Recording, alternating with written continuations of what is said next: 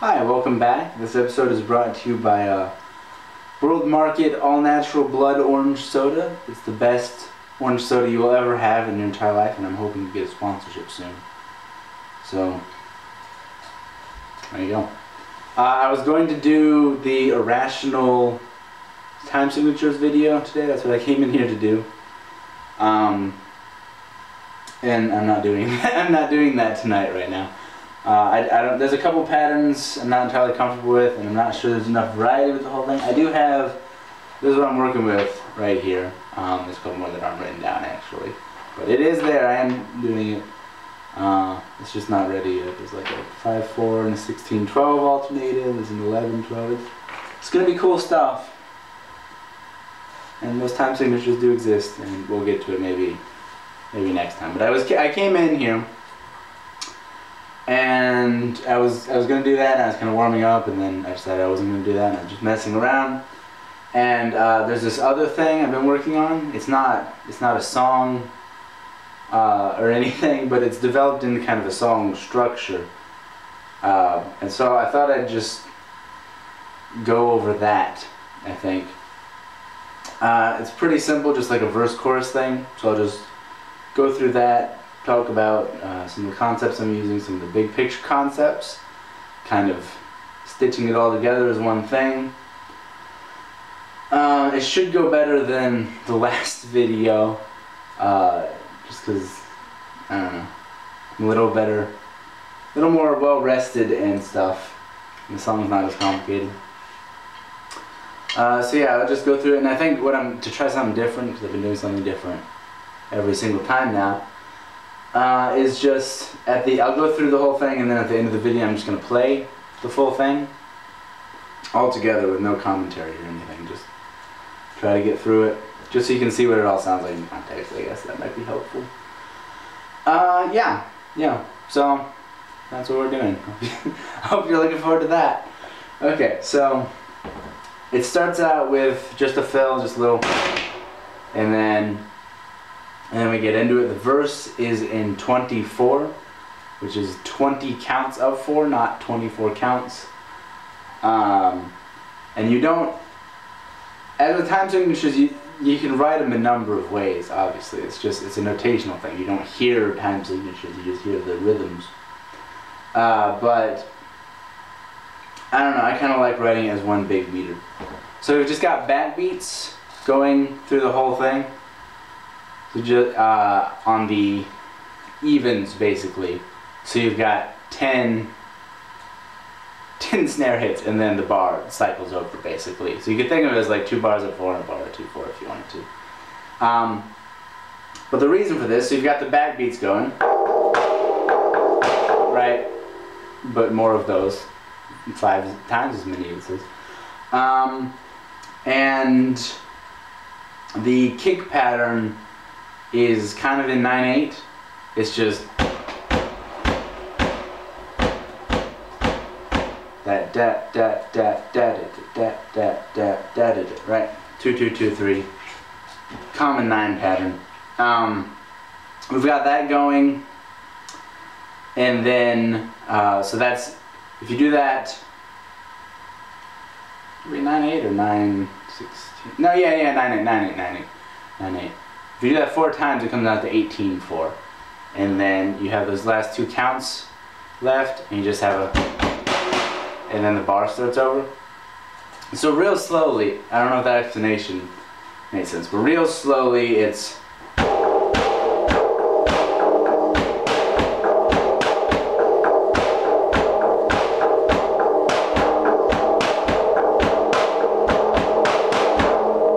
that whole thing is one measure. Right, and you can hear how the kick and the snare kind of go across each other. You could write this as kind of like a polymeter, you know, that's pretty popular right now. With a 9/8 and then just backbeats and kind of like a 4, I guess, and you just tag a 2/4 on the end or something. But I like putting it all in one big thing. So a little faster.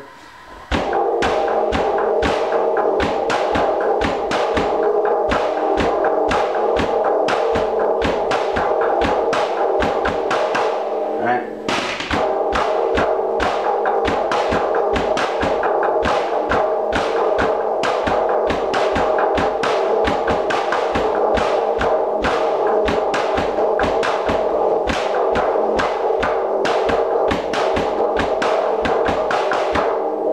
is pretty cool, right? It's got like a nice, the interaction between the parts, how they don't quite line up, that's always a cool thing. But you got the backbeats just going on ahead. It's got a nice, I don't know, it just feels like a nice kind of alt rock beat that's in 20 for some reason.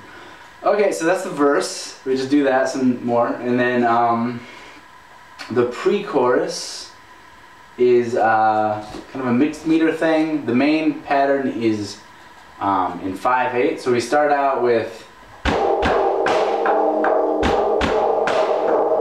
right, and then we're just going to, on the offbeats of those last two hits, kind of throw in the snare, so it'd be,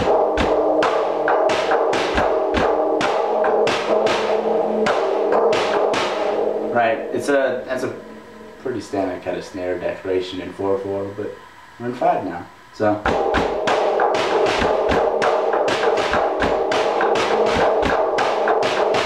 Pretty cool, right? But then we've got kind of like these turnarounds. So you do 2 bars of the 5/8, and then you have a bar of 2/4, bring back that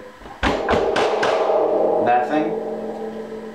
And then you have 2 more bars of 5/8, and then the next time you have it as a 7 going. So that's.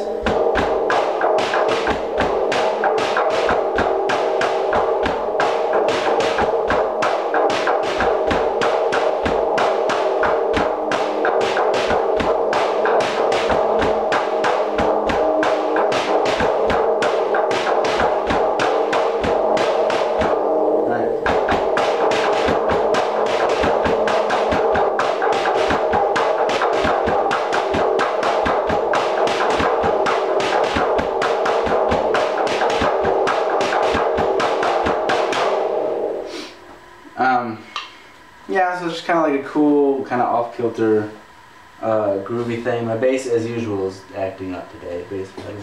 I should really just get a new one, honestly, at this point. Yeah. So that's the pre-chorus. And again, you've got the kind of fanfare thing, which is gonna crop up a lot in the song, kind of trying to keep things related. And then we come to the chorus, which is just a 2-bar 5/4 pattern. The first measure is a pattern actually kind of showed in the Fixated video, the second tutorial, the 5/4 pattern.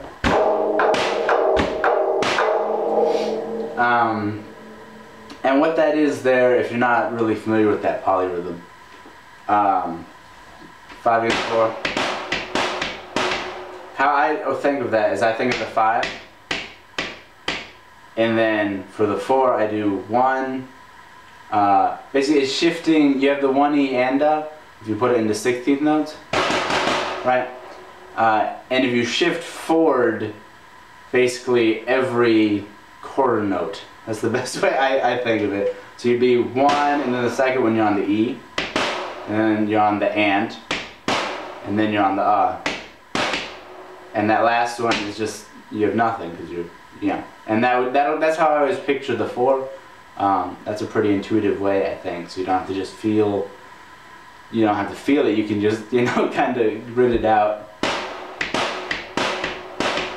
1, 2, and right? And we're just, again with the 4, we're just kick, snare, and just keeping the 5 going, so. Right? And then the second bar is kind of even it out, and you're just lining up with the quarter notes, is just like that.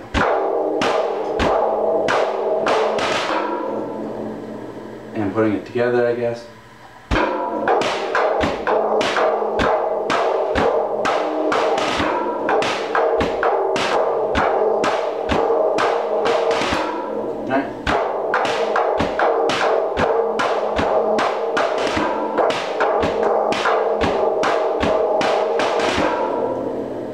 Got that weird off-kilter start, obviously, with the polyrhythm. That's not a usual, it's not a very common pattern. And then it kind of pulls together, and then it kind of speeds up with the little thing. I just like it. It sounds kind of like what's happening, and then it gets its shit together, and then it falls apart again. And, I don't know. I think it has a cool effect to it. So that's that, and then you would go back through verse, pre-chorus, chorus again. And we get to the bridge. Oh, I should mention, to get out of the chorus, tying things together again. So remember we started with the fill?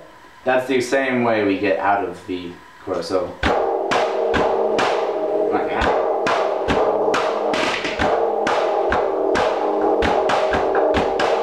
Right? Again, trying to tie everything together. You know, so it's not just like, it's not just backbeats and timekeeping, you know, make a coherent composition even if it's just drums. That's what you should be doing. Okay, so the bridge is the other wonky pattern I showed in the Fixated video, the 5 against 3. And it's the same thing, it's just a spread over 2 bars, alternating the kick and snare, I mean, same thing. But obviously that's not going to resolve, so you do 2 bars, so it's like a 6 against 10, I guess.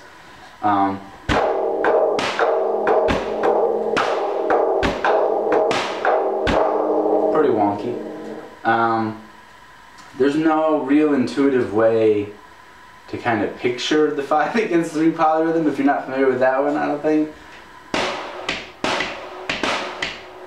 The way I think of it is, you've kind of got that and then the E coming after it. But it's not exactly the uhs and E's, because that would be like,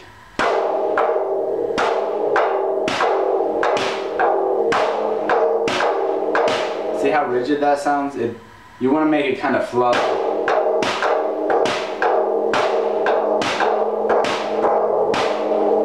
And you really just have to get a feel for that.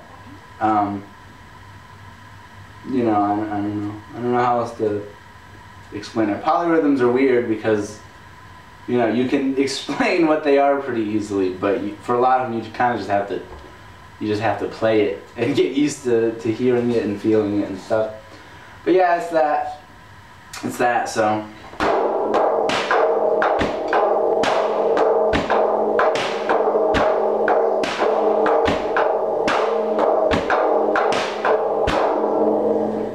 Kind of a weird old thingy-mabobber. And then eventually we'll come out of that, and it's back to the verse, kind of a variation on it. We're doing away with the straight backbeat and putting the snare in, kind of alternating for the 9/8, kick snare, kick snare. And then at the end we're going to go kind of bring that fill back again. So it's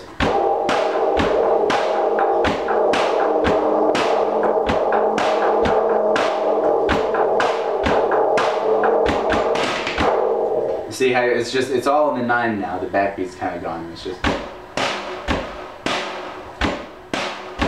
and you bring the fill back like I told you. So there's just a little variation there, and then tiny little pre-chorus fill kind of, and then just back into the chorus, and that is pretty much the song. So it's, like I said, it's very simple. Very simple. There's not very many techniques there, really. It's just kind of using big meters to superimpose polymetric feels. There's some mixed meter stuff, there's some polyrhythms. I don't know what I'm listening to things. You just saw all the things, so I don't need to tell you what you just saw. But just, I guess the key advice to take out of this, aside from stuff like that, would be to try to make things sound cohesive, you know. So like even with like the 5 against 4 and then the 5 against 3, they're different polyrhythms, but the same idea, you know, just kind of played different ways.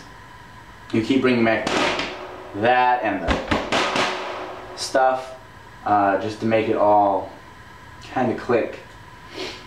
I guess you just really want your music to click, I guess, would be the takeaway message. Maybe not all the time, but but a lot of the time you want to sound like you know what you're doing. I think that's it. I think that's everything I had to say. So yeah, I'm just gonna, you can leave now if you want, or maybe you skipped ahead to this part because you don't like me talking in a thing where I'm talking out of concepts for some reason. I don't know. So yeah, I'm just gonna play the song and then I'll probably say goodbye or something. And I'm probably gonna mess up. I'm just gonna say that now because I'm notorious for leaving mistakes into things, or I would be if people listen to my music, but there's a lot of mistakes I just leave in, so I don't care, they're fine. That's part of the music, really. Okay, yeah, so I'm gonna try to get through it and you can see how it all sounds together.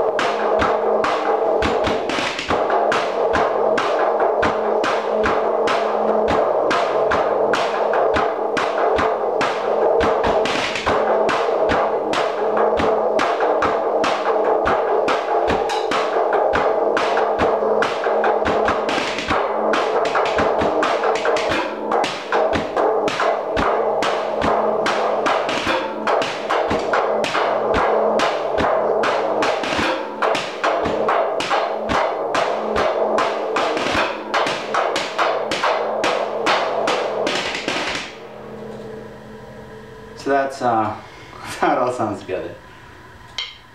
And that's it.